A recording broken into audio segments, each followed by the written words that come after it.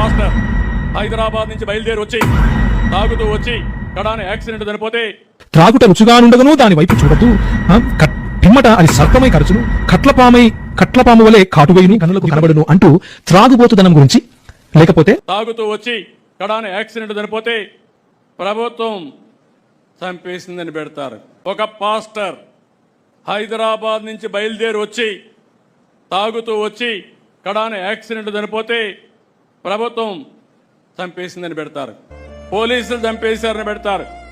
నేను సమాచారం ఇమ్మంటాను, సాక్ష్యాలు ఇమ్మంటాం, సమాధానం చెప్పరు.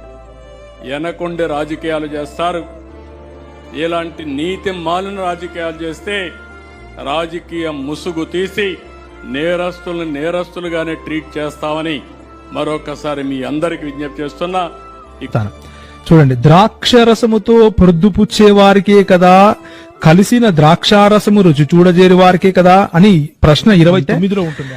ఎవరికి శ్రమ, ఎవరికి దుఃఖము, ఎవరికి జగడములు, ఎవరికి చింత, ఎవరికి హేతువులేని గాయములు, ఎవరికి మందదృష్టి అని సామెతల గ్రంథకర్త ప్రశ్నిస్తూ సమాధానంగా ఏం చెప్తున్నాడంటే, ద్రాక్షారసముతో ప్రొద్దుపుచ్చు వారికే కదా, కలిపిన ద్రాక్షారసమును రుచి చూచే వారికే కదా అంటూ 32వ వచనంలో త్రాగుట రుచిగానుండగను దాని వైపు చూడద్దు, పిమ్మట అది సర్పమై కరచును, కట్లపాము వలె కాటువేయును కనులకు కనబడును అంటూ త్రాగుబోతుదనం గురించి, లేకపోతే ప్రొద్దుగూకులు మద్యమును సేవించే వారి గురించి చెబుతూ ఈ మాటలు రాశారు.